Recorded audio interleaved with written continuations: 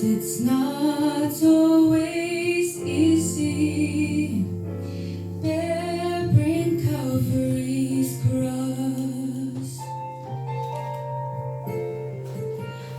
We've been ridiculed by those who don't know Him, and mocked by those who don't believe. Still I love standing up for my Jesus, 'cause of all that He's done for me. That's why I am not ashamed of the gospel. The gospel of Jesus Christ. Oh, I am not ashamed to be counted, but I'm willing to give my life. See, I'm ready to be all He wants me to be.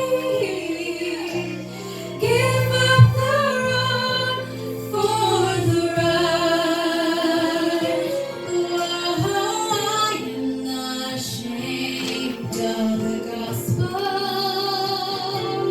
No, I am not ashamed of the gospel of Jesus Christ.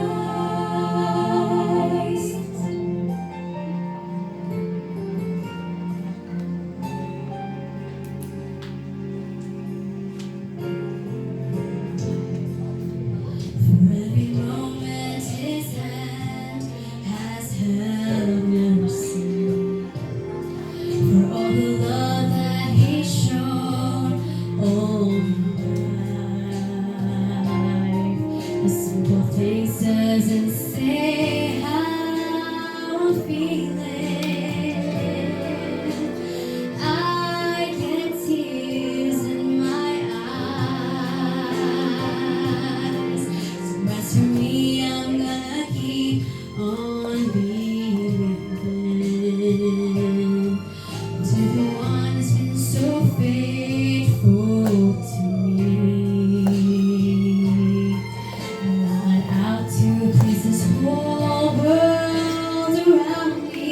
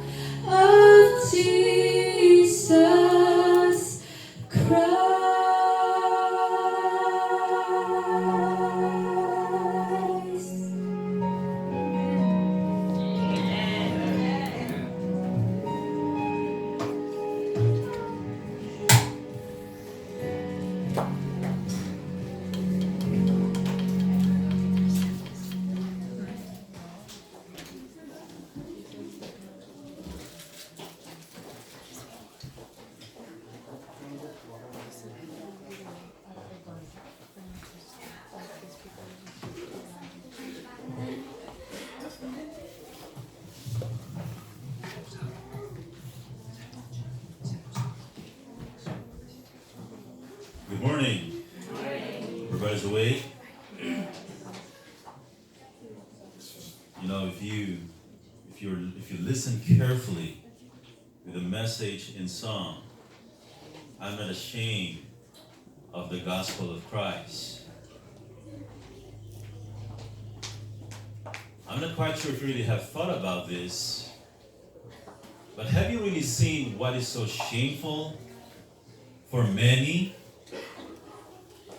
as far as the gospel is concerned? It's no longer shameful, especially in a Christian country, to say I'm a Christian. I don't think it's that.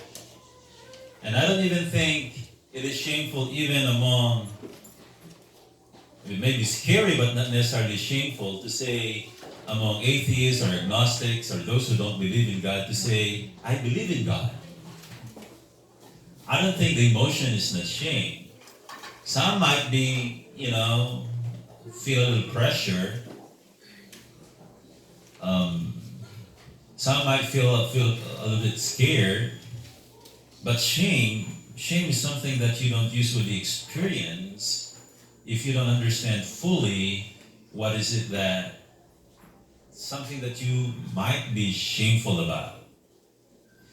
If you can say, I'm no longer ashamed, brother, I think it's a very good sound system, well promoted, but we don't have to make it too loud. I think everybody could hear it. Okay. I believe when we understand the word shame here, it is not because the gospel is shameful. You know what's really shameful? My life. But because of the gospel, what happened to my life is no longer shameful. Have you heard about sound test? Turn off one. Sound test. Okay. Have you heard about, the woman at the well? When she went back home, how can such a person say, hey, this person knew that I have 5 husbands? I mean, would you announce that? That is really shameful. But I think that is a demonstration that says, I'm no longer ashamed of my life, not because it's no longer shameful, but because I have discovered grace. Now, you can only sing that song within your heart if you understood the meaning of grace and what the gospel has done in your life. I was thinking about my life. And sometimes I feel like I did really good in hiding. You know why? Because maybe I have conditioned myself. I have many sins, but it's very hard for me to go back there and recall and say, yeah, you know what? You are really sinful. I remember growing up as a child, I was almost the poster child of a pastor. When I was in high school, everybody says, oh, this boy's going to be a pastor someday. And I wasn't even thinking of becoming a pastor. In fact, I decided to become pastor because everybody was saying, oh, this boy's going to be a good pastor someday. Maybe because I was trying to please everybody, because I've seen how my older siblings got in trouble when they do some, mishaps and misbehavior, and I tried to learn from their mistakes and try to appear at least, being a good boy and not necessarily someone who would displease others. Not realizing I'm also a people-pleasing person. And then the result is, okay, this boy is good. He pleases everybody. He must become a pastor. The truth is, we have our own way on how to hide our own things, because the truth, it is very shameful if we discover some of our secrets in life. and we don't want to expose them. But a person who have encountered Christ, a person who could say, I'm no longer ashamed of the gospel of Christ. That doesn't necessarily mean Christ is so shameful, but now I'm no longer ashamed of him. No. That means just like the woman at the well, like Zacchaeus, like Peter, after realizing that he has this very bad temper, like every single other disciples who are actually selfish and vying for the position, when they realize that their own nature is so embarrassing to represent Christ, can finally say, yes, I am that person, until I met Christ. Brothers and sisters, what a message in song. Thank you very much, Sister Elaine and Sister Francis, for bringing us the wonderful message. Now, the message today is, I don't know if I can make this work.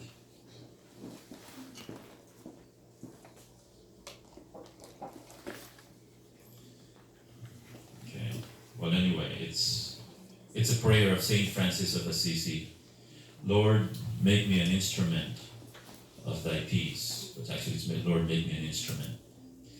Now, as I share this message with you, I would like to say one thing, that if you forget everything that I have said here, I know it's afternoon, according to that watch or clock. If I miss something, I want you to keep in mind this message. We are not God. And maybe you say, Pastor Jeff, what kind of message that? I mean, I never thought that I'm God. Why do you tell me that? Or why do you have to remind me that we are not God? Well, we might never thought that we are thinking actually that we are in the business of, yes, following God, but in many ways our action shows different, sometimes different ways and forms, that it's not actually congruent with what we actually believe sometimes. But if we are thinking that, I never thought that I am God, and therefore this message is not for me, that's fine. Congratulations.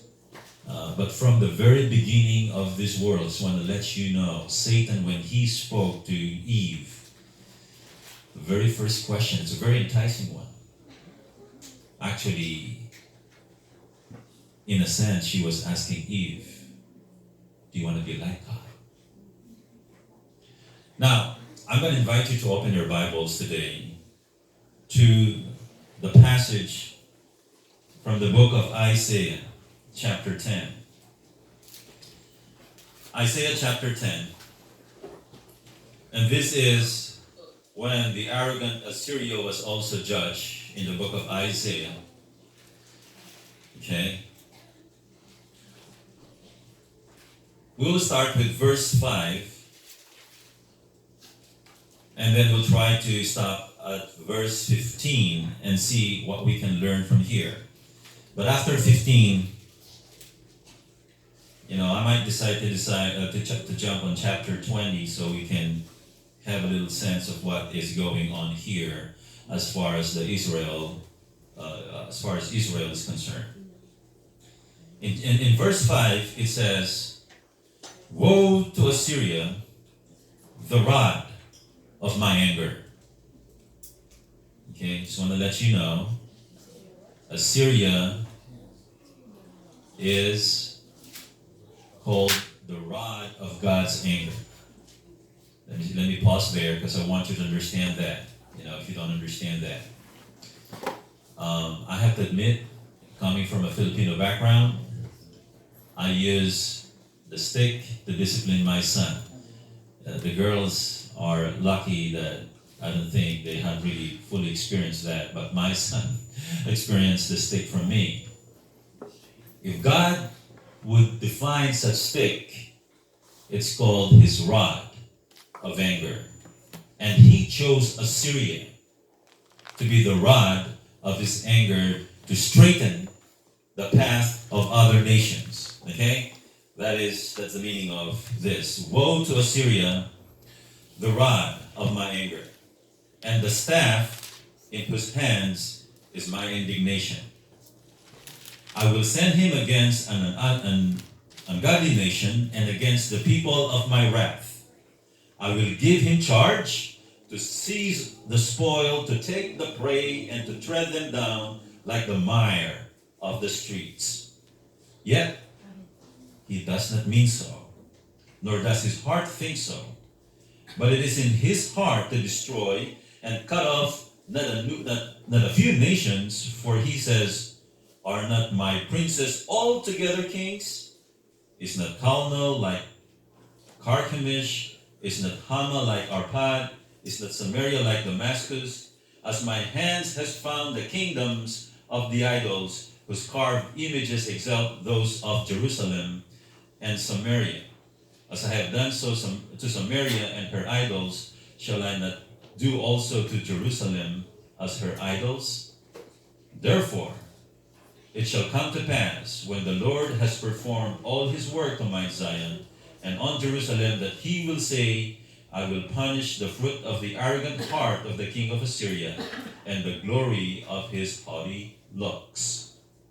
Before I jump there, I just want to make sure you understand this passage.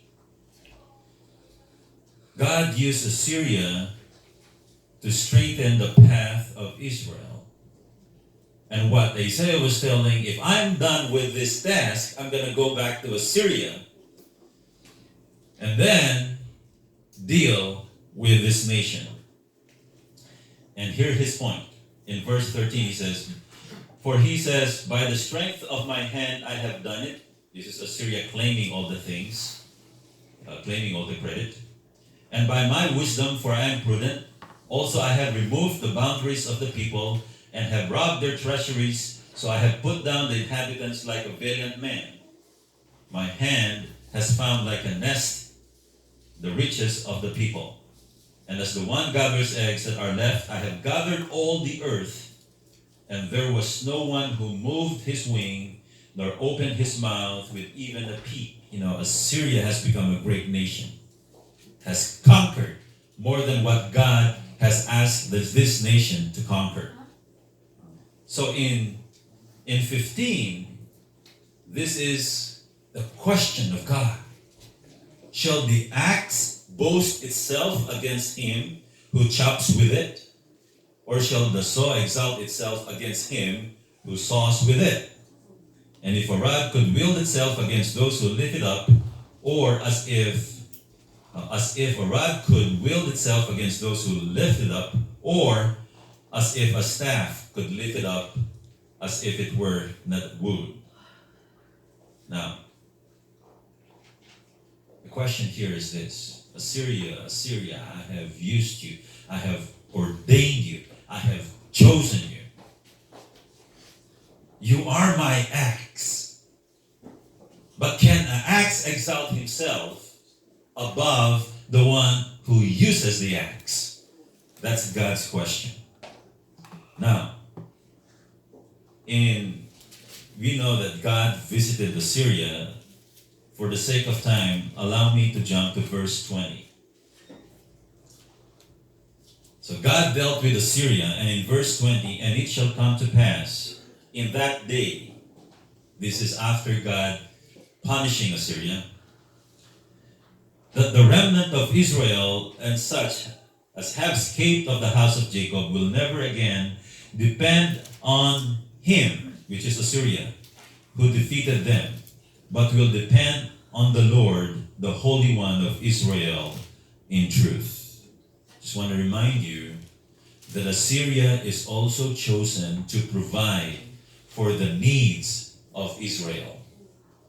But time will come, because Assyria is burnt, but there will be remnant coming from Assyria. And this remnant will no longer depend on Assyria. This is the story. What can we learn from this passage? And feel free to read some of the missing verses that we jumped here. But what can we learn from this? Let me start with this. Number one, God chose Assyria. God chose Assyria. If you were living during the Israelites' time, this would be a shocking news. Why would God choose an enemy? Why would God choose a nation who doesn't actually believe in the power of God? Why would God choose someone else? If we parallel that with our life today, you will hear in our own Adventist language, okay? Believers and non-believers. We always demarcate lines. So saved and lost, as if we know who are saved and lost. Wheat and chaff, as if we know who are the wheat and who are the weeds. We always divide. And we always believe that we are, in this church, are the saved, are the wheat, are the remnant, or we have this language that separates us from the rest of the world. Now, brothers and sisters, in Isaiah 10, Assyria was chosen to be the stick of God, to straighten